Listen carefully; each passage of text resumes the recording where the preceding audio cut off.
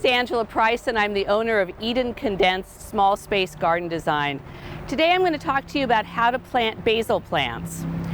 I love planting basil in pots because you can really control the light and the water much better than putting it in the ground, although putting basil in the ground also works well. So I have two different pots here. One, I have an old shipping crate that has three different types of basil in it. I've got a columnar basil, I have a boxwood basil which has little tiny leaves, and an opal basil. And then in this container I've planted some sweet basil. There are numerous varieties of basil out in the nurseries now. This is a purple opal basil. This is called a pesto basil, and it's got a variegated leaf on it. It's really pretty. And this is called an African blue basil. It's got a really sweet leaf and it almost has a vining quality.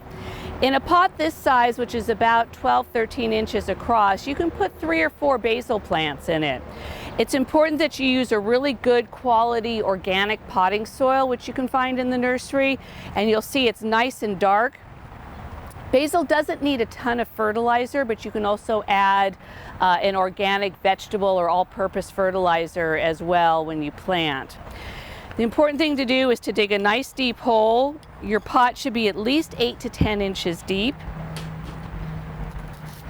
Most of the nursery pots come in plastic pots that are either square or round. Loosen up the pot around the soil. Basil can be a little fragile, so you want to take it around nice and gently. Make sure that you've pulled it off. Tilt it a little bit down and just pop it right off. You'll also see here that there are a lot of roots that have kind of gotten bound up in the pot. Loosen those up a little bit, because then that way they'll spread out nicely in the pot and it'll make your plant stronger. You've got your hole here, and you'll want to kind of put it in there, cover it with the potting soil, pat it down a little bit, and then give it a nice good watering to get it started off well.